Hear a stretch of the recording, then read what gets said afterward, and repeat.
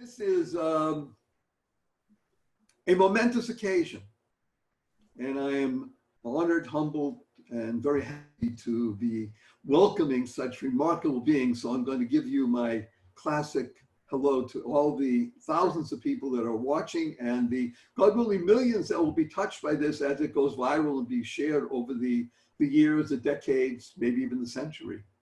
And that is, good day, beautiful, bountiful, beloved, immortal beings and good looking people. Now, how can I say categorically that everybody that's watching is good looking? Because by definition, if you have tuned into pothead webinars, then by definition, you are always looking for and finding the good. And that's what a good looking person is, always looking for and finding the good. And especially at these momentous times, which we'll be talking about. So it is my delight and pleasure. My name is Barry Shore. I am the host of the Pothead webinars. POT stands for Power of Thought, helping everyone achieve destiny. I happen to enjoy acronyms, words, and we're going to be bandying about a lot of words today, but they will all be directed and concentrated on one person only, and that person is you. Y-O-U.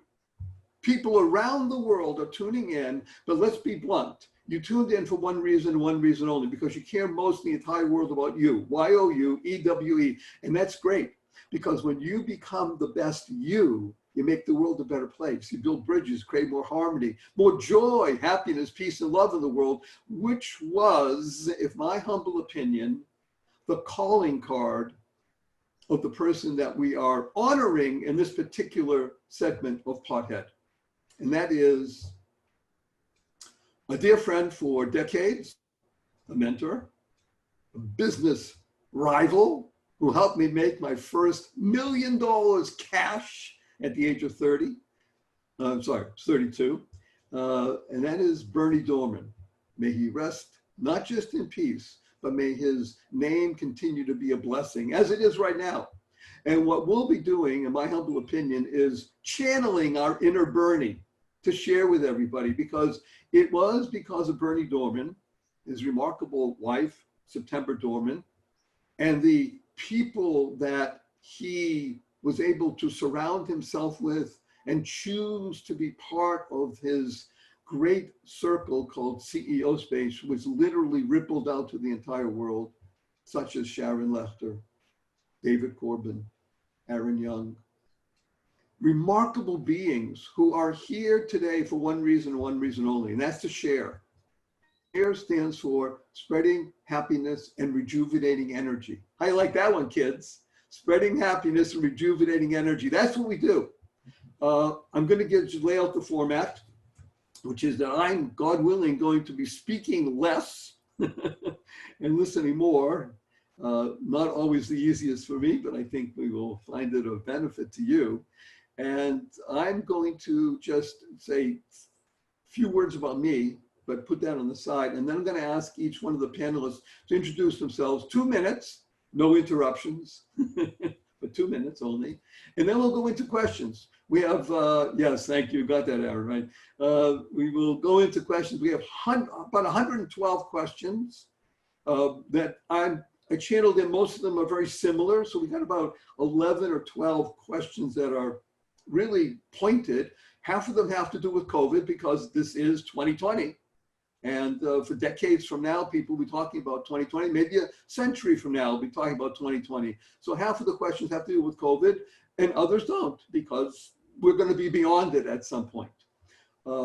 Again, my name is Barry Shore, and I am, thank God, known as the ambassador of joy. Joy is a great acronym. It stands for generating ongoing youth, because youth is the essence of being malleable, pliable, thoughtful, energetic, always being open to possibilities. Without further ado, I'm going to ask the bride, the wife of our dear departed friend, but not gone, September Dorman, to please introduce yourself and tell everybody who you are, what you do, and why you do it in 2 minutes, and then we'll go through each person and then go right into questions and be of benefit. Thank you, Barry. I'm so grateful to be here. I really appreciate the invite and being able to share this space with Sharon and David and Aaron as well. My name is September Dorman. I'm President CEO of CEO Space. It is a business owner organization where we help business owners to close the gap between where they are and where they want to be through collaborative, cooperative principles. Our culture is built on the law of reciprocity. Why do I do it? Well, a couple of reasons. I grew up in a home where my parents divorced at an early age, but both sets of my parents owned businesses. I don't know what it means to work for somebody else. I've always been around business owners, and I absolutely love to serve business owners. You business owners are a unique species of human. And I Yes, really we are. really enjoy working with them and helping them identify their gaps and making connections for them. So I do it because I love it. Thank you. What an interesting way to transfer now over to Sharon, because Sharon's life was made up of gap, and partly because she's an accountant as one of her many accomplishments. So Sharon Lester, with please, who are you, what you do, and why? All right. Well, thank you so much, Barry. And I'm delighted to be with this stellar group of people that I all consider very dear friends, and here to celebrate somebody that really has been a guiding light for me and thousands of others, Berny Dorman. I am dedicated to your financial freedom. At the end of the day, I can give you lots of bio on me, but yes, I started off as an accountant, but at the age of 25, realized that working for someone else was not a good idea for me. So I started my entrepreneurial career, started the talking book industry for kids talking books, and then moved to Arizona, and our oldest son got into credit card debt in college. And that was December of '92. And that's when I dedicated the rest of my career to teaching people the importance of assets, my favorite word on earth, understanding income, buying, building, and creating income producing assets. Instead of exchanging your time for money, invest your time in creating income producing assets. Because we don't want to kiss our assets goodbye. No, but the older you get, the sexier they become. Very nice, and we love those big assets, right? But I just also want to mention, because Sharon didn't in humility, I think you were involved with one of the most notable books ever published. Is that correct? Well, I have a few that I would fall into that category. Well, so, one of the ones it's called Rich Dad Poor Dad. Talking about Rich Dad Poor Dad, which was my very first book in the topic of money and success, and that was released in 1997.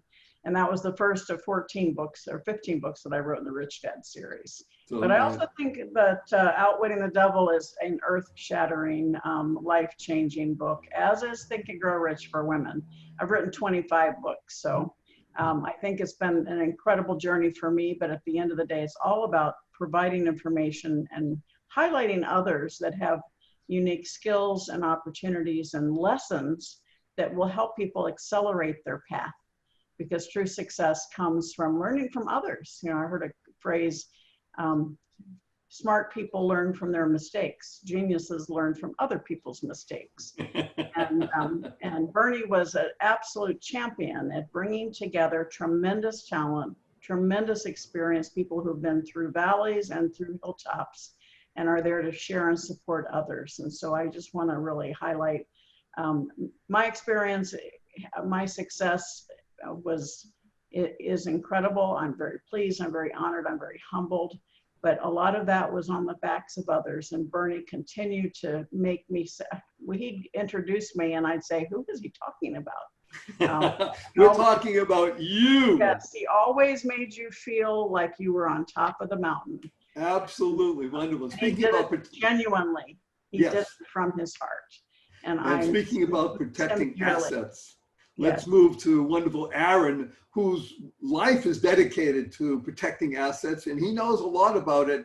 He and Berny shared an intimate story, which we probably won't talk about today, but it is truly remarkable, speaking about valleys and hills. Aaron, protect our assets. You know, my assumption is, and I don't know this definitively, but my assumption is that any of the people that we meet in the world that have been to the hilltop have also spent time in the valley. I've never met anybody who just had a perfect climb and just didn't ever have to go through a struggle. Like Barry, I think about you. I'll tell you what, Barry, every time I see a swimming pool, I kid you not, I think about you. I think about you being in the pool and not giving up. And you're going to get through it. And that's the story. So anyway, but who am I? I've been a business owner for of different companies since just before my 19th birthday was my first company with a payroll. I've like September, I came to understand in the early 90s that I did better working with business owners than trying to be sort of in retail. And I've had a fun career.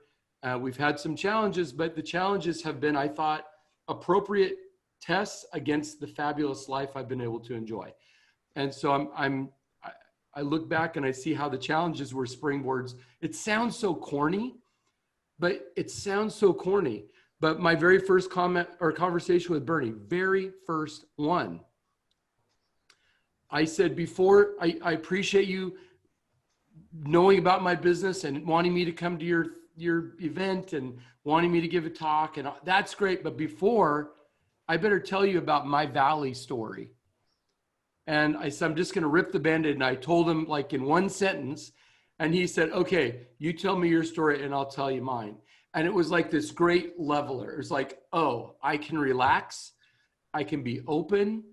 And it's really great when we acknowledge that it's challenging. So my companies help business owners start, grow, and profit from whatever they're doing. And we do everything from forming corporations to providing private equity for companies. So we run the whole gamut of helping companies grow. Thank you. And speaking about corny and speaking about youthful exuberance of building businesses, there are actually nobody else I could even talk about other than David Corbett. Well, it's just great seeing my friends here, each of whom have taught me different lessons at different times. It's really a trip. By the way, I have to apologize for my hair, but with pandemic, I can't go to a hairdresser, so I hope you'll forgive me on that. I share something in common with what Aaron was just talking about and what my friend Bernie talked about. And that is, it's incarceration. I was incarcerated for a long time, longer than the two of you guys put together. And that was self-incarceration. Self-incarceration, feeling I'm not good enough, I'm not smart enough, I'm too tall. Okay, David, nobody's seeing you stand up so that nobody understands that he's really 6'7". Yeah, exactly. But, I serve today as, I guess my role right now, because I'm not a businessman and I'm not an author and I'm not an inventor. I'm a human being. I'm a spiritual being who plays these different roles. And the role I had been playing for a long time has been consultant and mentor and inventor from time to time. Now my role is inventor again and business owner. And I always joke that I'm a consultant, but because I help people get real, I earn my way as an insultant so that I can become with you a resultant. So lately, I've been working on building the companies based around my latest two inventions, and it's fun as hell. And do I think about Bernie? Well, of course I do. Not just as a friend, but the lessons in there, the old, what would Bernie do, right? You mean that little band that you wear around your wrist? WWBD, yeah. Right. And then, and what would Sharon do? And I reached out to Aaron the other day to ask, what would Aaron do? So when we do that, and you know, and I think of what's going on, you know, with September. She's really stepping on the gas and making things happen with it. So you're always thinking of folks, and I honestly, in order for me to get to my office, which is a cottage on the back of my property, I have to walk around my pool, and I too think of Barry Shore. And I do. I do that. I think of a lot of things, and like we all do.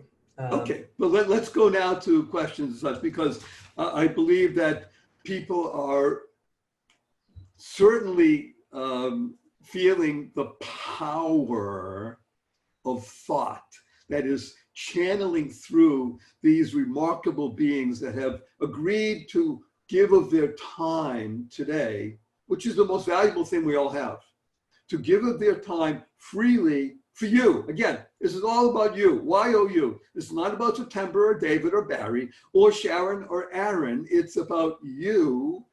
And we all thank Bernie because he was an architect of other beings. That was part of what he was about. I will tell you sometime during the course of our time together how, in fact, he helped me make that $1 million when we first met, and within a year. And it's a great story, only because we were competitors, but we cooperated off it as well. So let's go to a question. As I said, we have over 100 questions, most of them dealing with about 6 or 8 or 7 different situations. I'm going to begin with one of the first ones, which is stress. Can you believe that people ask this question? Do you think there's stress in the world today? So before I ask the question and ask everybody to give an answer, and by the way, you will be limited to 2 minutes. I will interrupt if it goes over in this round. The most searched for word on the internet, right, outside of COVID or pandemic, is stress. Because there isn't a person in the world that is immune from it. The real question, of course, is what you do with it, right? And that's the power of thought. That's why you're a pothead, helping everyone achieve destiny. So Barry Shore loves acronyms. I've been working on this. Stress, from my particular point of view, stands for the following: stomach turning reality, enabling self-sabotage. Ah! You know what happened? I lost my hope. I lost this. Like, all this stuff is falling apart. Don't you realize all the stuff that's going on? Of course I should be like this. Stress. Stomach turning reality. The other way of learning that same acronym is stomach turning reality. It's true. These are not easy situations. Enabling self-success. Or as Sharon would say, outwitting the devil. So that's the question in front of us. Stress, it's everywhere. We're asking our panelists to please give, within 2 minutes, not more, 2, just maximum 2, ways that you think that you have developed for yourself or others, relief mechanisms, if I may call them that. Sharon, let's start with you, since you wrote the book on outwitting the devil. I love it. I love it. Thank you so much. Yes. I think stress for me is also fear. Right? And stress and fear does one of 2 things. It paralyzes you or it motivates you. And most of us get paralyzed by stress and fear. We basically stop moving. We stop thinking. We frozen at a point in time. And if you could turn that fear and that stress into focus and into energy and give the fuel to reignite and refire. And what's happening this year, people are scared to death of poverty, scared to death of the economic collapse, scared to death of dying, and scared of being alone. And those things are highlighted in Outwitting the Devil. And we want to take that and say, let's adapt. Let's look at the opportunities. Successful businesses solve a problem or serve a need. We have a few of those today. And so by getting rid of the don't be paralyzed, but refocus, reignite, recalibrate, refire, and take advantage by serving a need or solving a problem that exists today. And that's how you get to that next level. Let's get very granular for a moment and ask Sharon, you've had struggles in your life. give us one practical approach that you've used. And it's not just drinking more coffee. It's surrounding yourself with the right people. You know, Barry, Uh-huh. I lost my son actually I was at CEO Space in December of 2012, and I wouldn't have survived that had I not had the people around me, including Berny Dorman, who called me every single day for months to make sure I was okay. And so make sure you reach out to people who surround you, who keep your head above the water when you don't think you can. And then turn around and do the same thing for them. So this is so wonderful and pointed. Everything Sharon said was great, and we honor it. Surround yourself with people, especially people who care. Sharon asked me, as one of the comments, to talk about the water, keep your head above the water. So for those who don't know the Barry Shaw story, I'll make it very brief. I am the ambassador of joy. September 17th, 2004, I was standing up in the morning like I hope 99.99% of everybody watching, hale and hearty, able to leap tall buildings in a single bound. And that evening, I was in the hospital, paralyzed, my neck down. I became what's known as a quadriplegic overnight. It was not for an automobile accident or a spinal injury. It was a rare disease, took over my body, completely, totally paralyzed. 144 days in hospital. I was in hospital bed in my own home for 2 years. I couldn't turn over myself. I was in a wheelchair for 4 years. My hands still, thank God I have hands, but 4 years in a wheelchair. I had braces on both my legs, from my hips to my ankles, and that was progress. Thank God today, by the way, I can't sit up from this chair. I can push on the arms and all kinds, but hey, you hear my voice, positive, purposeful, powerful, and pleasant. And thank God I'm vertical and ambulatory with the help of a 6.5-foot walking wand made for me by a Zen master. I still can't walk up a stair by myself or a curb, but I have helped 12 hours a day, 7 days a week. But thank God in the process of regaining some of my mobility, I did it in the water, not in the road, a beetle. I did it in the water, aquatic therapy. And thank God over a course of years, I was able to move my arms over my head and then my hands over my body. And I learned how to swim. And thank God, fast forward, I now swim 2 miles a day, 6 days a week. I've been doing it for more than 12 years. And as of today, this very day, I have accumulated 7,848 miles, which, to put it in context, is swimming from Venice Beach, California, where I live, across to Hawaii, down to Fiji, down to Sydney, Australia. So talk about positive, purposeful, powerful, pleasant, and perseverance. And how do you do it? By you surrounding yourself with people who care, who encourage, who enable you to get through the stress and allow self-success. Speaking of that, wonderful September. Talk about stress this year. You are, unfortunately, the poster child, but you have an angel on your shoulder. I do. Talk to us about, if you can, 2 very specific things that you can do that you've helped or that can help other people get through stress. The first thing is self-care, and the second thing is spiritual practice. So, when Bernie was here with me physically, any time I would have a very stressful day, I would go out to him, and he would tell me to do something that brings me joy. Go for a walk, go shopping, go to the beach, do something that makes you happy. Separate yourself from the situation, because you can't create a solution when you're under stress like that. So separate yourself from it, create the space. And that's where, for me, spiritual practice comes perfectly in hand. Because in that space, for me, I choose to meditate or to be still and be present to the moment and allow what is trying to emerge in my life to show up. But I can't do that if I don't have a connection with my belief system, my creator, my spiritual practice. I don't really care what it is for anybody. You choose what lights you up. I found what lights me up. And I lean into that in times of stress.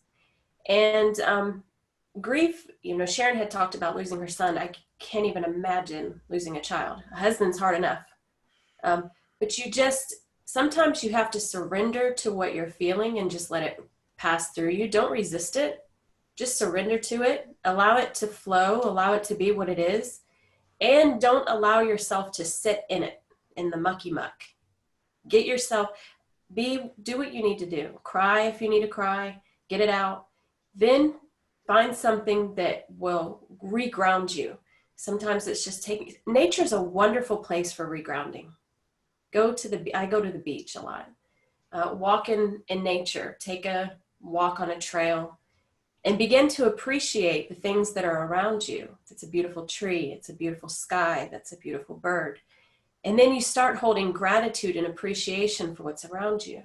Now you've opened up the channel for what is trying to emerge to come into your life versus trying to resist it with the mindset of, I must figure this out. Why can't I figure this out? So just release all of that and step into your into your faith. Let me put some, you named a lot of S's, which S is very great. Self-care. Yes. Notice, by the way, that September didn't say self-control. No. Control is, by the way, it's a very important idea. Self-care. We all know when we can, God willing, be able to fly again regularly, that when the cabin pressure changes, we know what's going to come down, right? That little breathing apparatus. And what are we told? What are we taught? Even though you got the kid next to you or the person acting like a kid, put it on yourself first, right? Because only when you're capable, as David has said, breaking out of self-incarceration, can you now care for another. And caring is great, but self-care is essential. And spiritual practice, 2 S's, she says. Self-care and spiritual, separate, surrender. Whoa, thank you. Speaking of David Corbin, and your angel above your shoulder, interesting enough, happens to be Mick Jagger. So sympathy for the devil, but let's continue, baby. Talk to us. What do you find, with just a couple of minutes, some pointed practices for people to get out of the stress and self-success? Setting the timer here. Active and passive. Stress is a sustained form of worry and fear. Sustained worry and fear causes stress. There's an active and a passive. I invented something recently. One of the inventions that I'm working on right now is a device that was designed to reduce stress to individuals in emergency departments, doctors and nurses. It's a $4.38 billion problem.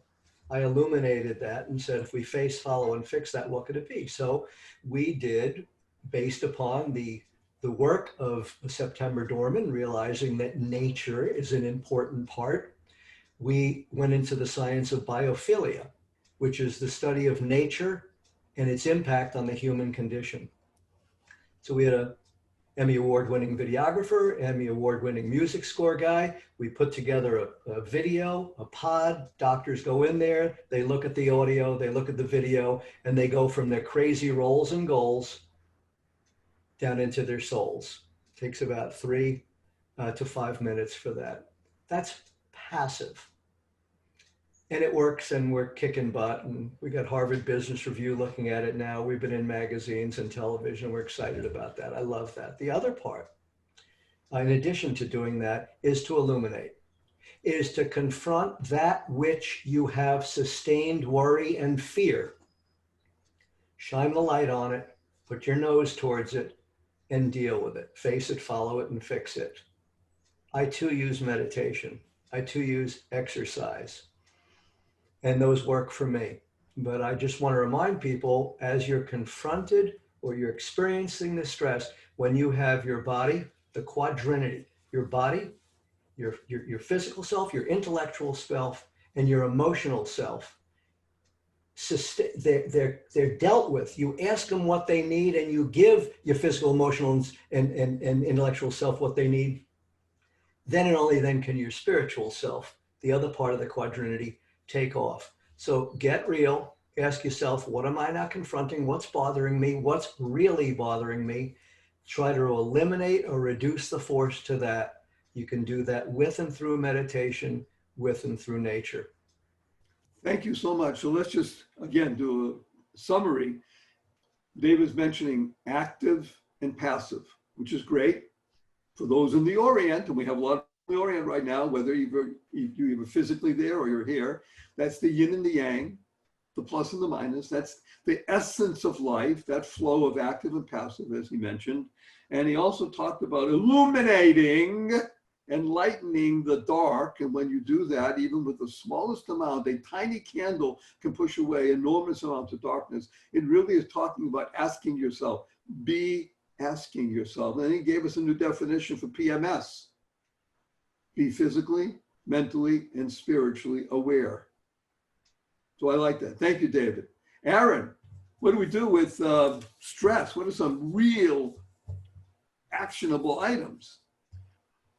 Well, okay, so I've got a couple things to say. First thing is, when you're fearful or angry, when you have that energy going on, it takes a tremendous amount of your overall energy.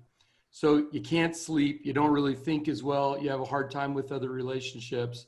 So getting out of fear or anger, but getting out of fear is critically important to advance, to make progress.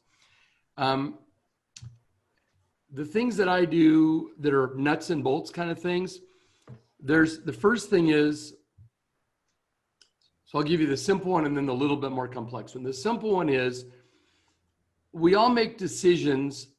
The decisions that we make all make perfect sense to us based on what has gotten us to today, right? We've learned a bunch of stuff and we've made decisions about the world and we make decisions about what's going on out there. So to say, stop being worried about that, or it's silly to be worried about, doesn't do anybody any good, because the fact is that's how they feel. And you're usually talking to that little child that's inside of you who got triggered at some point, right? So if I wake up in the middle of the night and I've got something that is all of a sudden stress, you guys, anybody, I think everybody knows that feeling of waking up at 2 a.m. and something's just like, It means sweat on your brow and you can't sleep. Have anybody ever experienced that? And it's this thing about, what am I going to do? What am I going to do? Or this is a problem. So the first thing I say to myself is, in that moment, I say, okay, is there anything you can do about it right now at 2 a.m? The answer is no. And then I actually, and maybe this is going to sound corny, but I actually have a little in my head conversation. It may only be 2 sentences with the little boy, Aaron. And I just say, listen, Aaron, in the morning, I'm going to make that call and we're going to sort it out and it's all going to be okay. And by just saying that to myself, it takes away the stress. The second thing is, I've learned over the years, because I've had some big challenges and I've had some big shifts from great, abundance to great lack. And the question I ask myself is, okay, so I'm facing this stressful thing.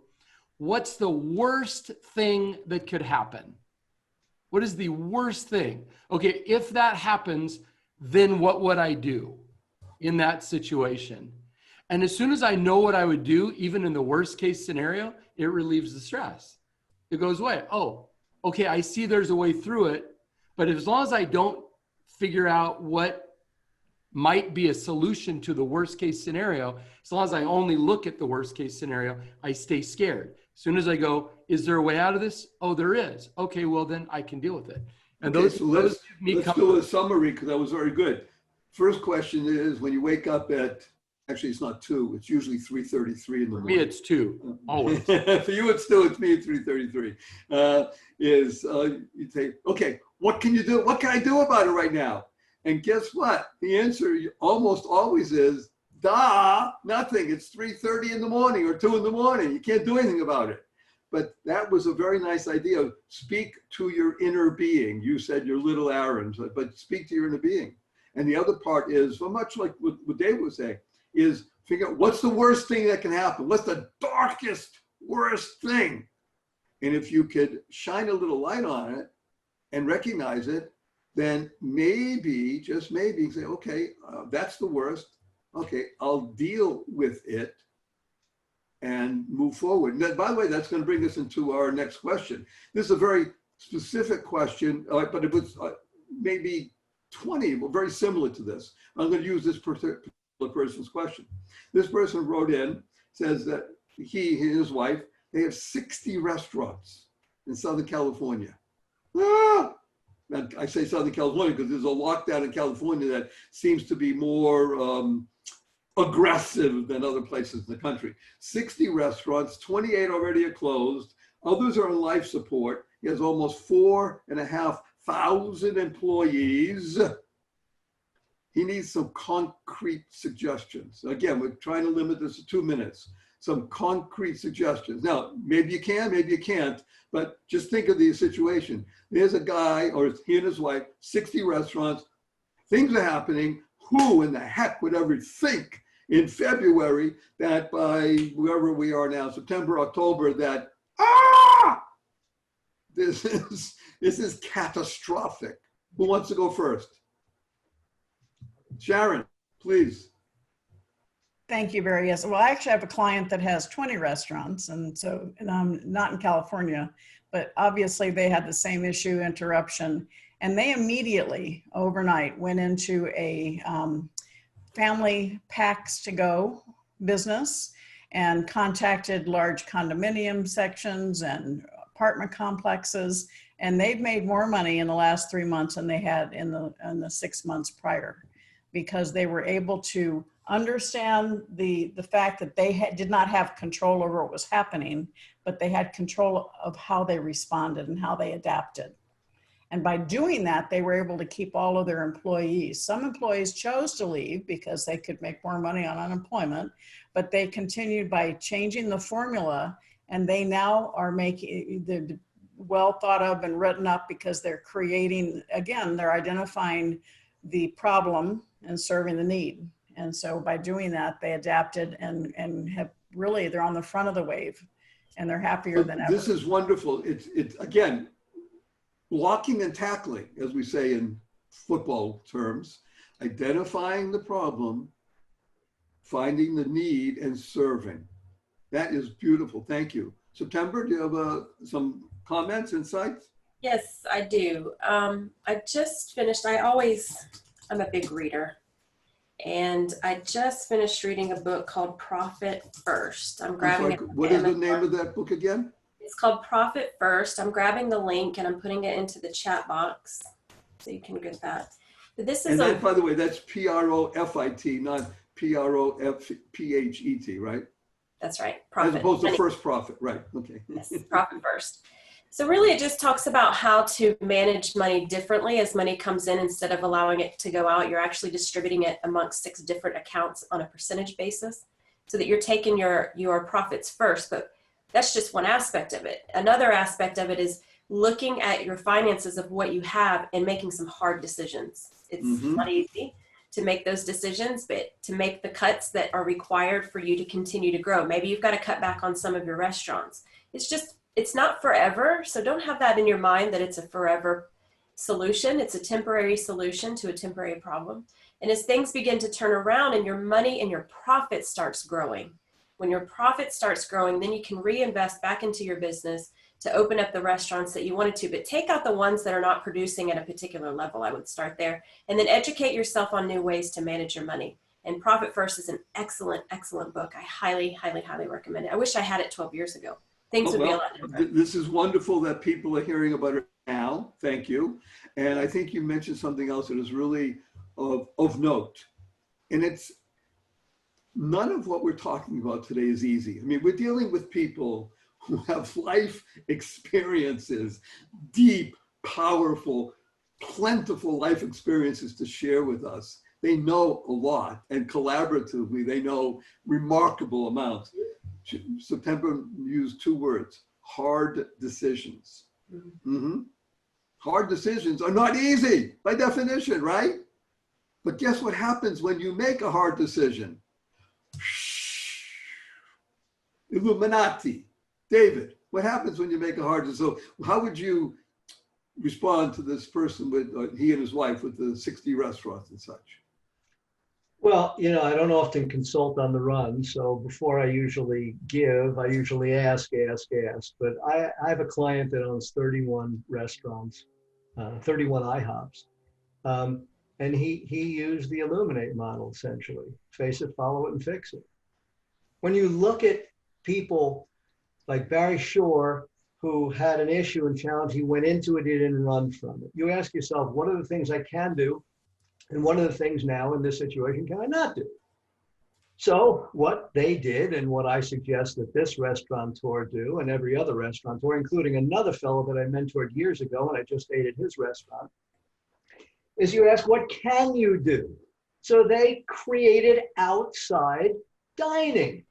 Well, duh, but he didn't just, grab some tables. The town that I live in, the mayor got involved and had some construction guys to fabricate, and people in the government, the city bought wood, and they started building these benches and tables and whatnot and set up areas and stuff like that. Well, that's what you do.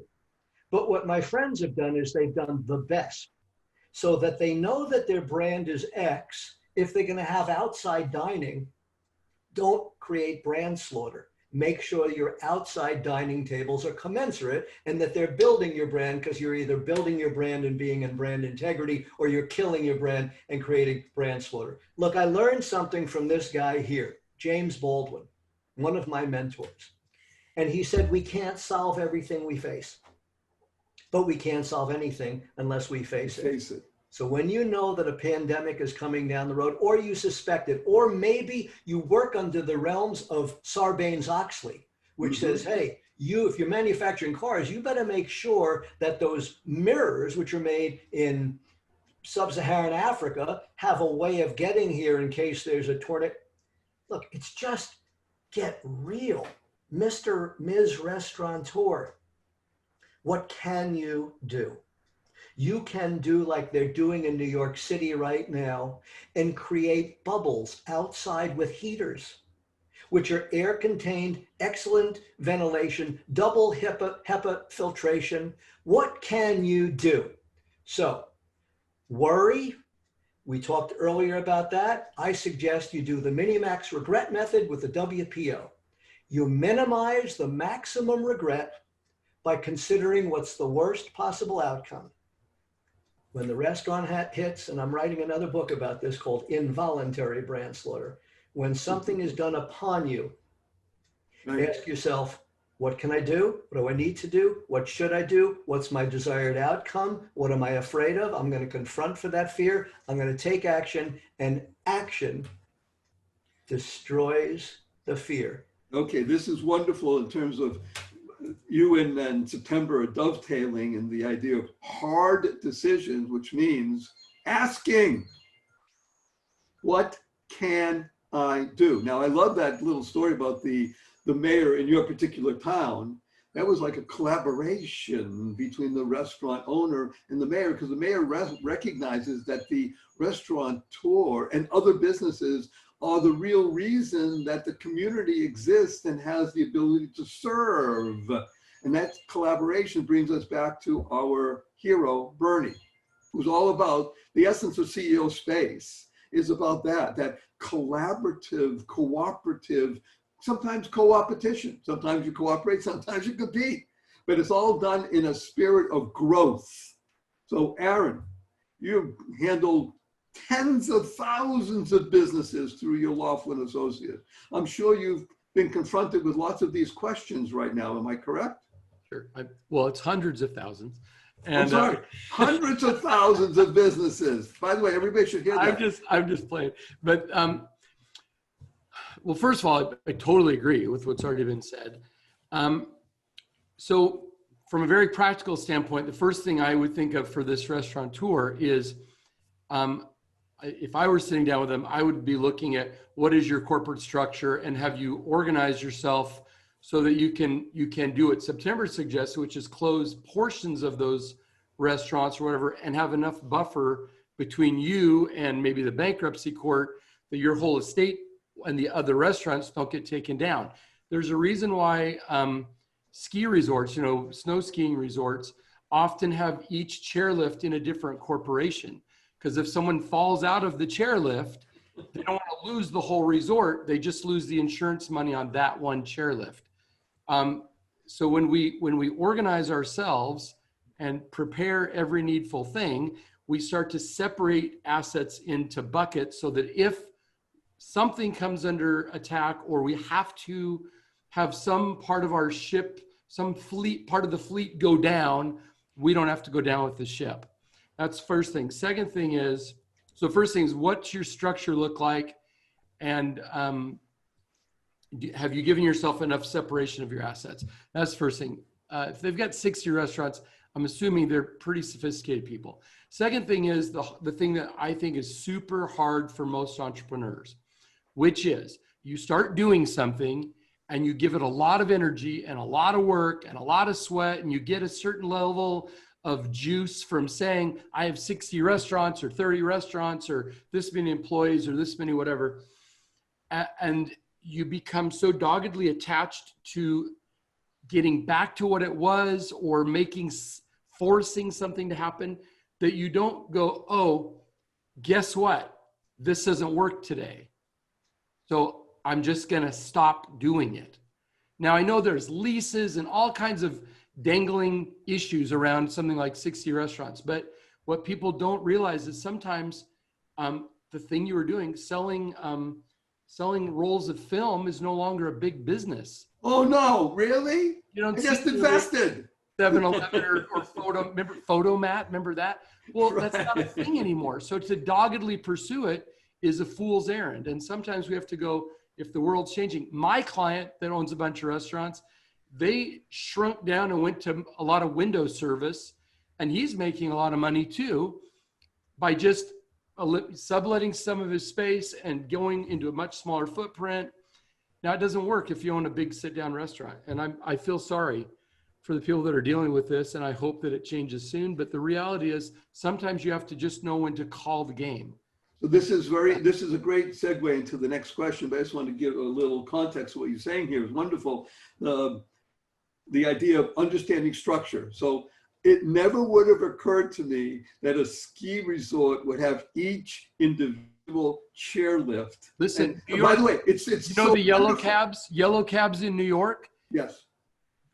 For years, every 2 cabs was in a different corporation. No. Again, when you think about it, It's dangerous to be in a yellow it cab. makes so much sense. But to get it to that level of each chairlift, whoever came up with that must have been a devotee of Sharon Lechter, because that is so interesting and clever. I mean, I have to think about it from other businesses and such. So structure is really important. By the way, everybody's been using the word shift.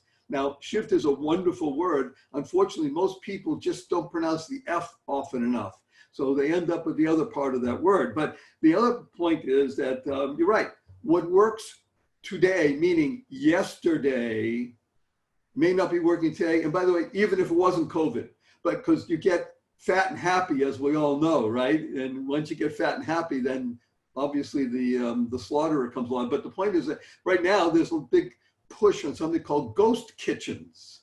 You know, you have literally 100,000 square foot buildings that are no longer being occupied by certain businesses went out of business. And those 100,000 square foot opportunities are now broken up into 30 different ghost kitchens of restaurants, building brands, David. In other words, keeping brand integrity. And by the way, one of the greatest, the person who secured the most money from a wealth fund to open up ghost kitchens is the guy who started Uber. He made his millions, and he went to the Saudis and said, Psst, I have an idea. He did this a year ago. He said, let's do ghost kitchens. Now, pandemic hits. Woo! Talk about being in the right place at the right time. But this is a great segue. We're going to shift. You all see that F? We're going to shift to the next question, which I think you're all going to love.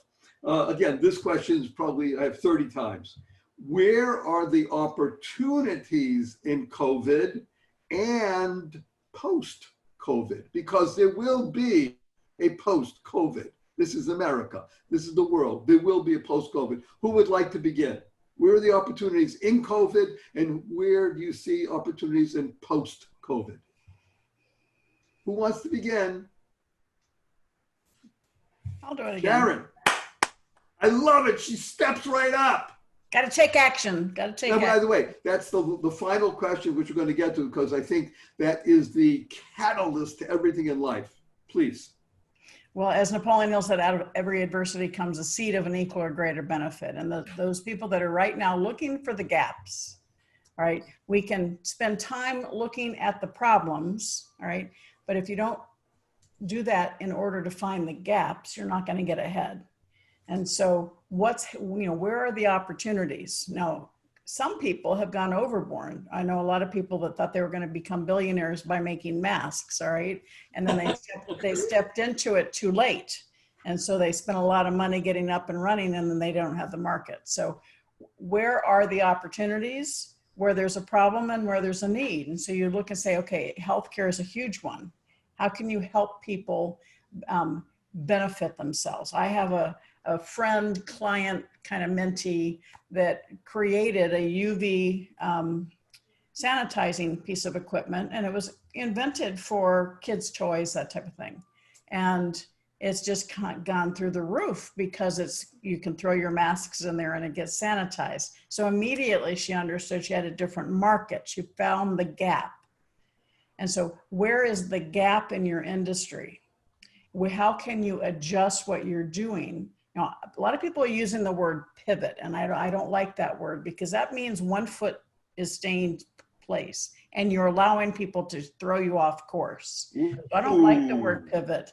I like the word, you've got your goal and something's happened in the world that shoved you off your current path.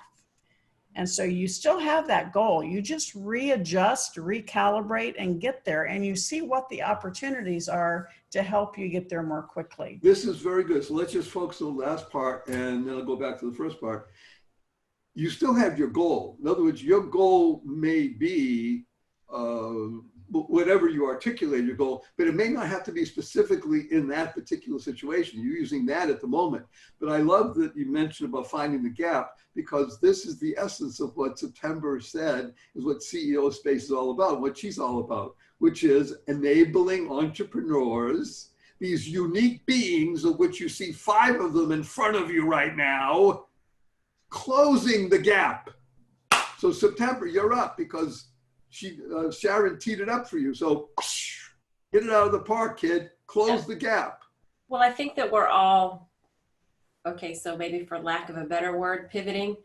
We still have let me just interrupt. Adam wouldn't necessarily agree with you, Sharon, but that's okay. He's not here, so we're not even talking about him. Yeah. It feels like a pivot in my experience because I'm still focused on serving business owners. I'm just having to change how I'm doing it. So I think with COVID, you've got to be innovative and think way outside the box. And then as things begin to settle down, whether you believe that's going to happen after the elections or not is my own personal opinion. But things will tend to go back to normal. Our industry events, we're going to have live events again. So hitting that wave at the right time, paying attention to the way that things are shifting, having a pulse on your customer. What are they looking for? Our customers are hungry to hug. They're ready to have live events again. So we're looking for, when is the right time to go into that opportunity? When's the right time to step into that door and pay attention to what's going on around you and be ahead of the movement, be ahead of the shift. Pay attention to those small cues and how you can shift and be ahead of the game. So would you recommend, by the way, being ahead of the game involves an interesting word? I'm going to put it on the table: risk. Oh, absolutely. Oh my gosh. Right. Yes. So one of the geniuses I think about entrepreneurs is that we embrace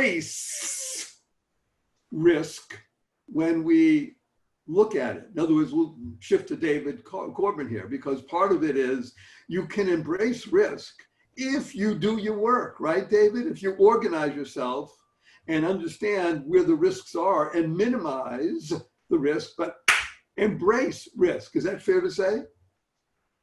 If you're asking me, I will say that I am not a risk taker.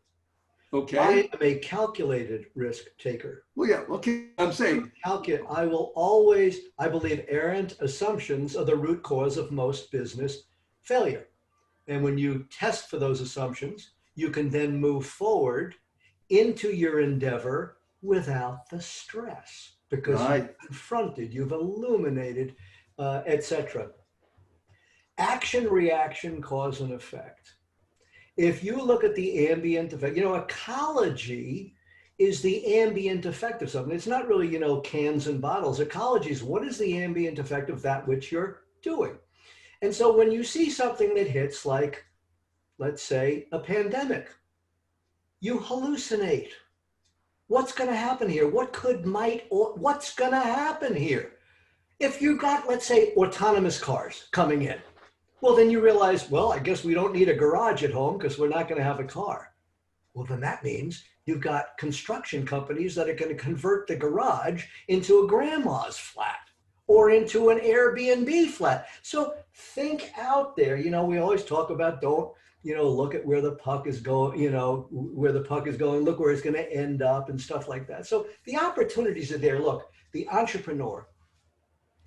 I'm reading an 800-page book right now, Ron Chernow's book on Alexander Hamilton, because I love this country. I'm a patriot. I'm an engaged citizen.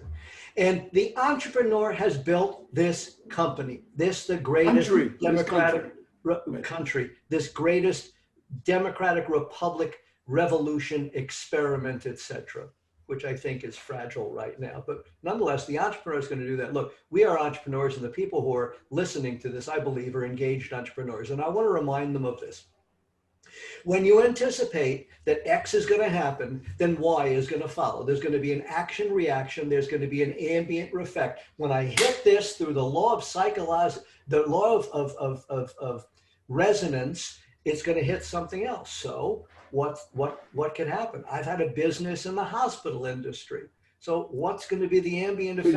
You're positing when the shift hits the fan. That's it. What do you do? Okay, very good. By the way, I just want to focus, because your 2 minutes are finished at the moment, but I want to focus on one word you use, which I think is absolutely wonderful, since this is the pothead webinar.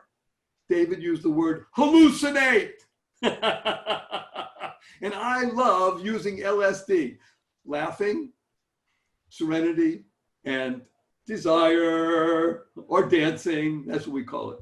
Laughing, singing, and dancing. That's LSD. So when you can hallucinate with that, laughing, singing, and dancing, David, as you're right, hallucinate. Okay, calculated risk.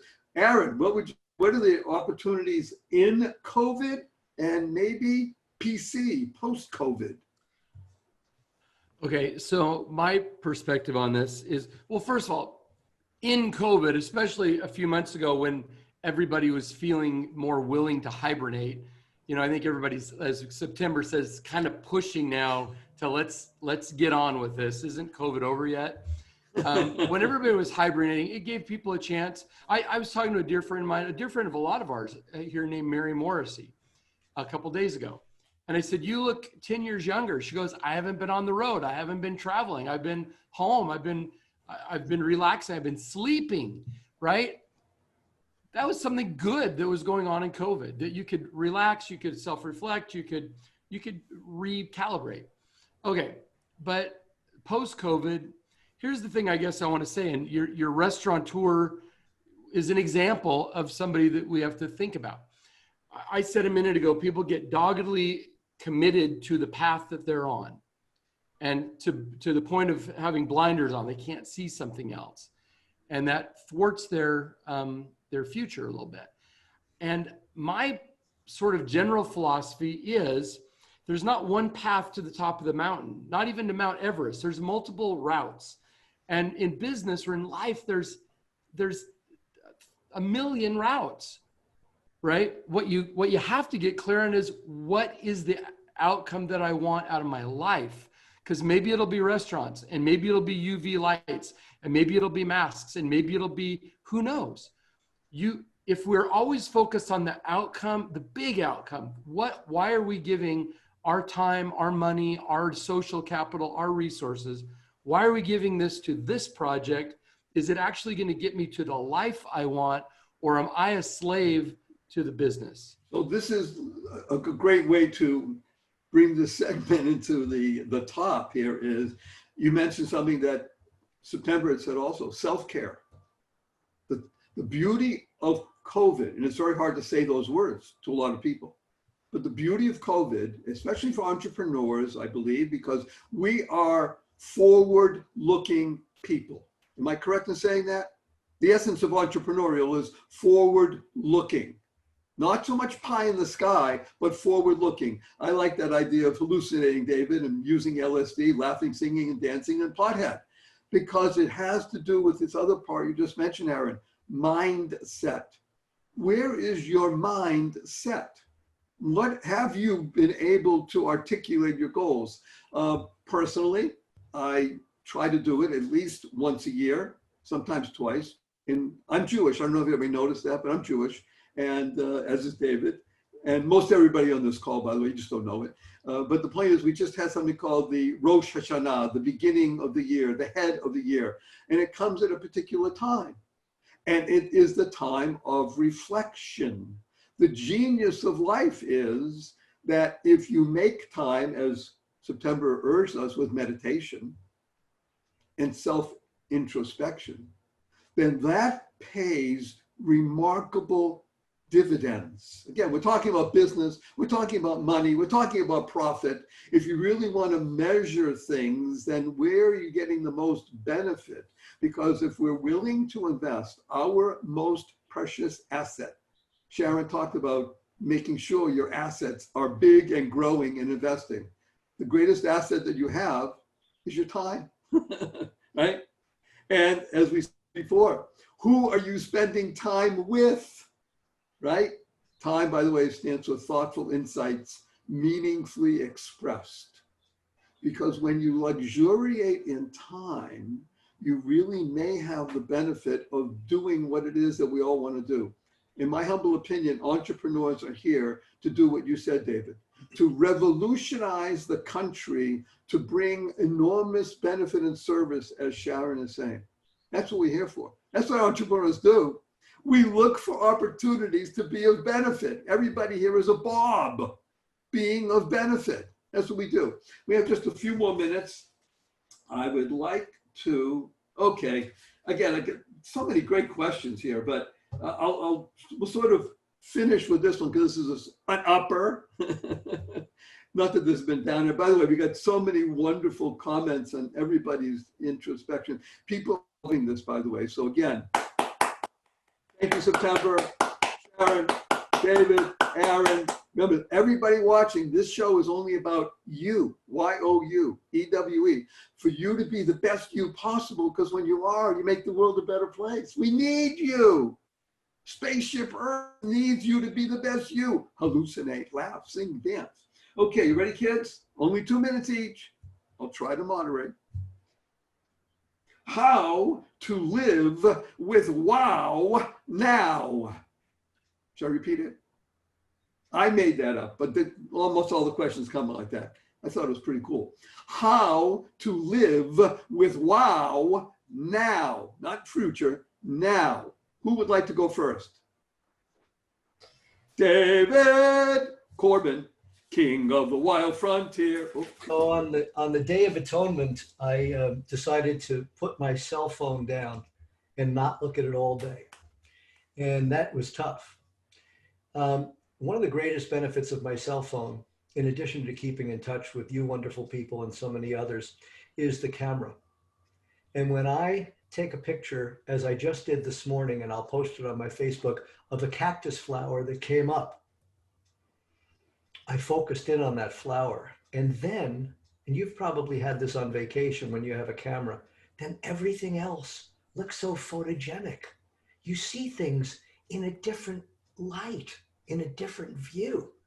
And it's wow, wow. And you just see shadows, or you see a bug, or you see and it's wow. That's the reticular activator system that we talk about sometimes. You know, you never see a red Subaru till your neighbor gets one, then you see them all over the place, right? Oh my gosh, I just saw it pass my house. Okay. When you open up your filter to the wow, to the splendor, to the divine, you see it. Okay, so by the way, for everybody here, WOW is an acronym. It stands for Words of Wonder, Words of Wisdom. Thank you, David. By the way, a flower. I further want to say, in Oh, your time is up, but go ahead. In respect of my friend Berny Dorman, Yes. he taught me to open up my reticular activator for a number of things. One is the beauty and the genius in others and the opportunity within business. Thank you for that. And I will second that emotion. I need to, again, tell the story of Bernie and I 40 years ago. By the way, we pronounce the word flower, Flower, but I was taught when I was 16 by somebody to say, you see that thing over there? He said, what is that? I said, it's a flower. He said, no, that's a flower. I said, what?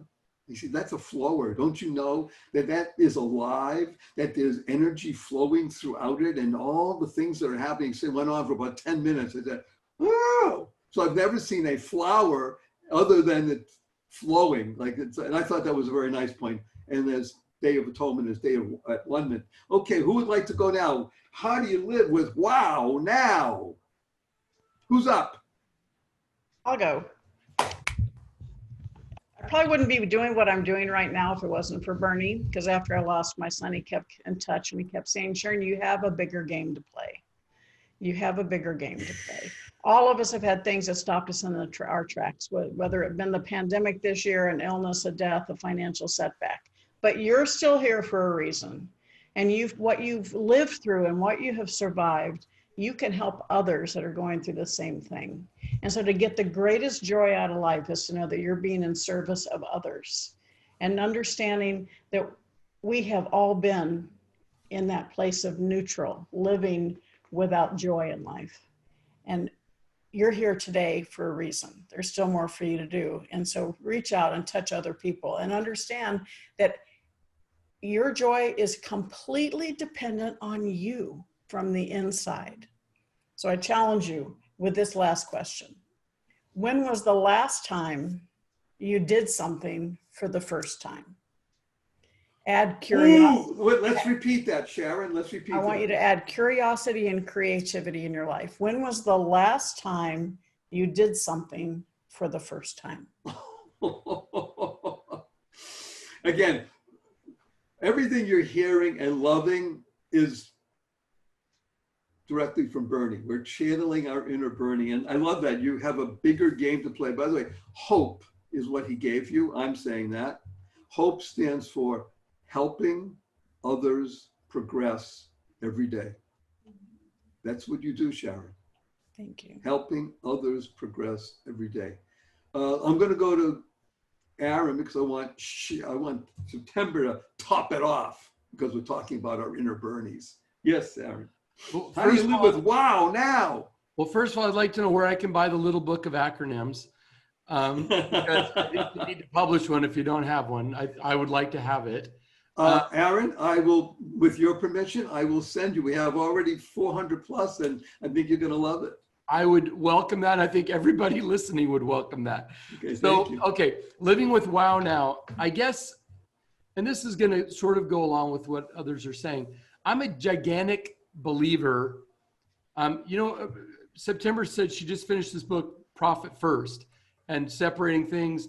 So I'm a giant believer in thinking about not even in, I guess it's kind of selfish, kind of saying, well, what do I want to do? What do I want to do? Because a lot of us love to be martyrs. A lot of us love to say, well, I've got to look after this. I've got to deal with this, or I'm so bogged down in that, or I have all this. You have no idea how many hours I work.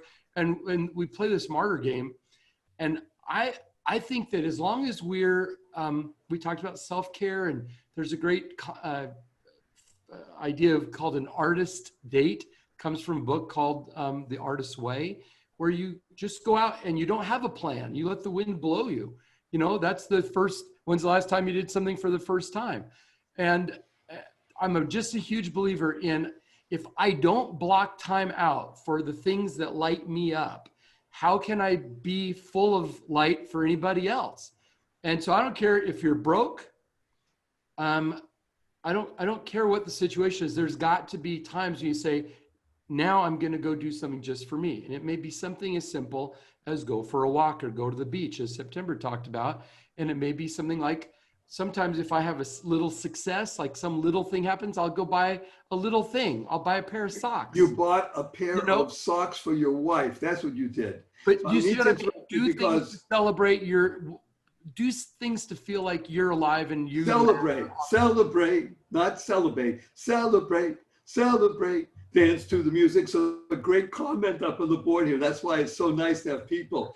Turn yourself from a martyr to smarter. Good job. Good job. I love people. Okay.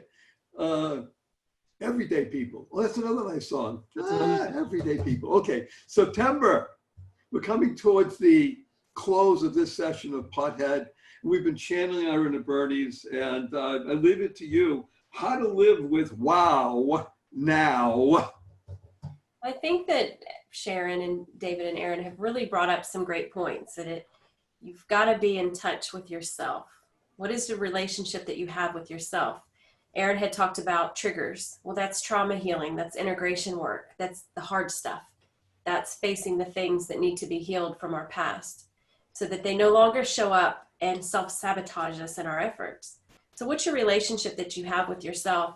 And when you come from that space, setting time for yourself becomes priority. You don't feel as if it's selfish. You feel as if I'm charging my bank so that I can help other people, knowing that if you're depleted, you can't help. It's the whole mask analogy when you're on the airplane.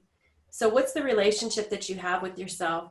And taking time to do the things that light you up, like Aaron said, get out in nature, go to the beach, go to the park, go to the batting cage, go discover some caves. That was really fun, something I did last weekend. So that's something I did, something new that I did for the first time, Sharon, was I went and discovered some caves around here in Florida. Isn't it, what's that, discovering cat, it's called spelunking? Spelunk, yeah, okay. You became a spelunker! Ah! Woo! Yeah. Yep. And so when you come from that space, living in the wow, I'm finding happens more organically, more natural. It's not something that you need to force. You find gratitude in your day. I write 10 things that I'm grateful for every day. And you begin to notice more things that you're grateful for. It's the analogy of the red Subaru. I write 10 things that I'm grateful for. Throughout my day, I find more things that I'm grateful for. And that creates a wow experience for me. Take what you want and leave the rest. Woo-wee!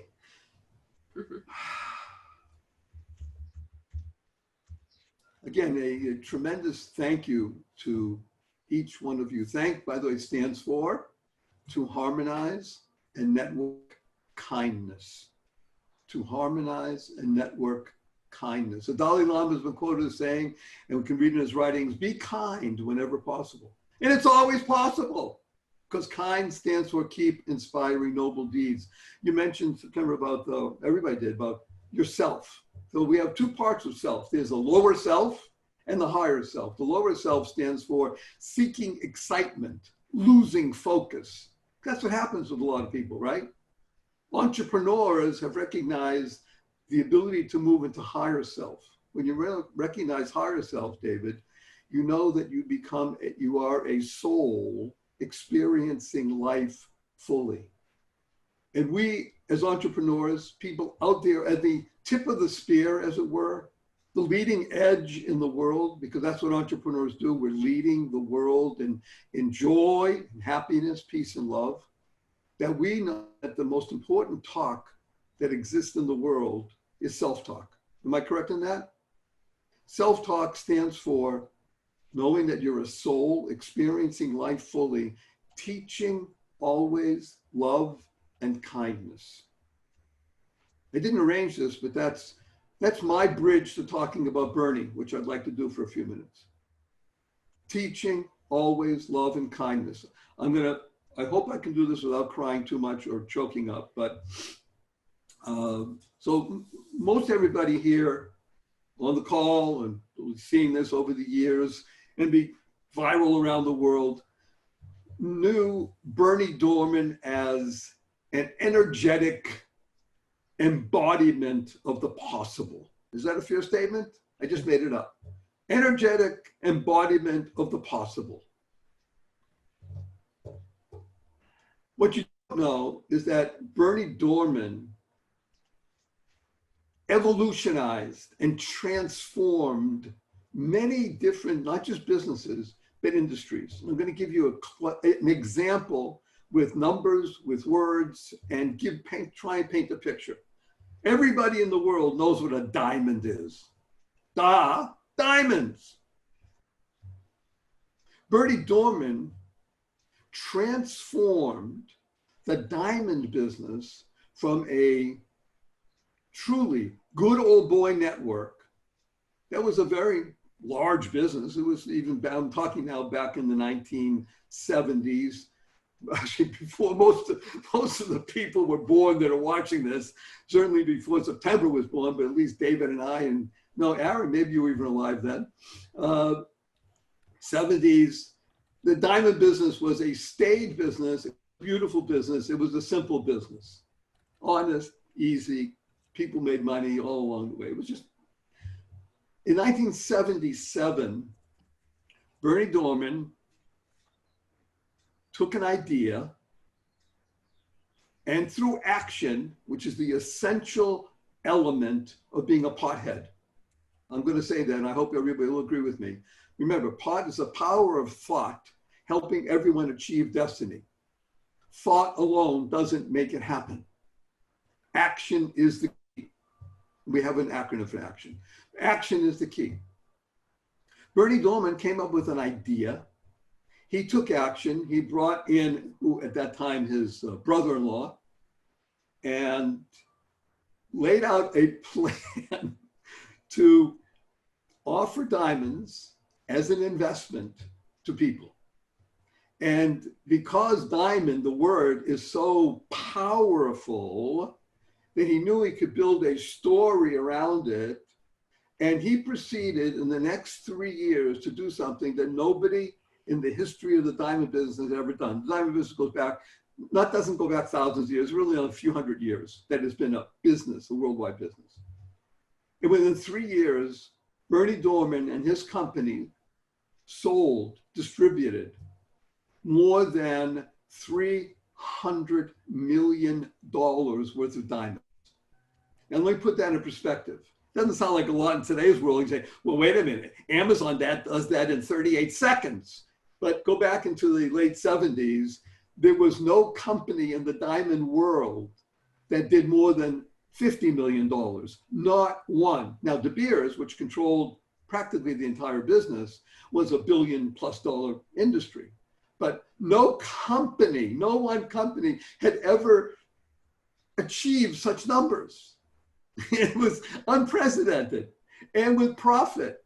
And he built an entire system with, as an investment. It became a security. Now that, by the way, got him in trouble later and enabled him to go to jail. We won't talk about it in detail, maybe another time. But I'm going to give you a point of the spear at the moment. Bernie transformed an industry, a worldwide industry, with his thoughts, his words, his deeds. He was out there, he did it. He sold hundreds of millions of dollars of this product, and people loved it, and people made money doing it. Enter Barry Shore. Barry Shore went, at the time I was 27, 1975, I went to a school called the Gemological Institute of America, the GIA, foremost school of its kind in the world. I went there as a student. I was so good. They said, hey, sure, you're pretty cool. You want to be here and teach? I said, okay, I'll teach the diamond program. Okay, so I taught the program. Being a teacher of the diamond program of the GIA gives you enormous status in the diamond world. I mean, big time kids. Me, little old me. All right, and I'm gregarious. I'm out there. I love life. I love business. So after a couple of years doing that, I went out with my partner, Frank Barnum, and we opened up our own wholesale diamond business. By the way, the only reason other wholesale diamond businesses were flourishing is only because of Bernie. It wasn't that he sold hundreds of millions of dollars. He spawned an industry. I had 20 competitors. Now, we thank God we were doing $10, $20 million a year, making a lot of money. And then a company that had about 1,200 agents, they were a financial service company, said, wait a minute, our agents are selling Bernie Dorman's diamonds and we're not making a penny. They didn't like that. So they looked around. They happened to be located in Long Beach, California, looked around and said, how do we get into this gig of diamonds? Who knows anything about diamonds? And a friend of a friend said, you got to go meet this guy, Barry Shore, up in Los Angeles. So this head of this big company, came up to Los Angeles to my I had an office on the 47th floor in downtown Los Angeles, overlooking this whole city, of the tallest building in the West at the time. I could see down to Santa Monica and down to Long Beach. It was just fun, making a lot of money, having a lot of fun. They came in and they said, hey, we have an offer you can't refuse. We want to buy you and your expertise, and we want you to go to our agents and get rid of this guy named Berny Dorman, who was, again, my competitor. And I said, I'm in. How much you paying me? And he said, here. He gave me a big check. Again, made over $1 million on the day because of Bernie. And then I started selling against, and we competed. But we competed in a very interesting way. I actually got a phone call after about 3 months of competing against Bernie. He called me and said, okay, Shore, who are you? What are you doing? What's going on? He wasn't angry. He wasn't bitter. He said, you know, by the way, we can make this business even bigger. Do you hear what I'm saying, everybody? He was the embodiment of possibilities. We competed, and it turned out, by the way, that after about a year, the diamond business collapsed. A lot of things happened. The whole world changed, again, like pandemic, because of inflation, deflation, stuff. And as I said, unfortunately, Bernie had a securities issue. But my point is that even as competitors, he was a collaborator. He brought benefit wherever he went. The essence of Berny Dorman is CEO space, is closing the gap. It's seeing the people that you're witnessing here and hearing on this amazing panel. You don't get this kind of expertise. They wouldn't come for Barry Shore. I don't blame them. That's not beside the point. Channeling Bernie, David Corbin. Forget how much he gets paid for his advice and such. Aaron Young, Sharon Lechter, September Dorman. They're doing it because Bernie made and makes a difference in the world. He is truly MAD. And MAD is a great acronym. Stands for Make a Difference. I love Berny Dorman. That's it. I'm saying it. Oh, okay. We have so many comments up here. We're at the close of our time. And again, a deep, hearty thank you to you, September, Sharon, David, Aaron, for giving of yourself. You're holy people. Holy means helping others live wisely. That's what holy people do. Helping others live wisely. If I may be so bold, I'd like to offer a blessing to everybody here and watching and who will be viewing this for, God willing, years to come. And the blessing is, go forth, live exuberantly, spread the seeds of joy, happiness, peace, and love.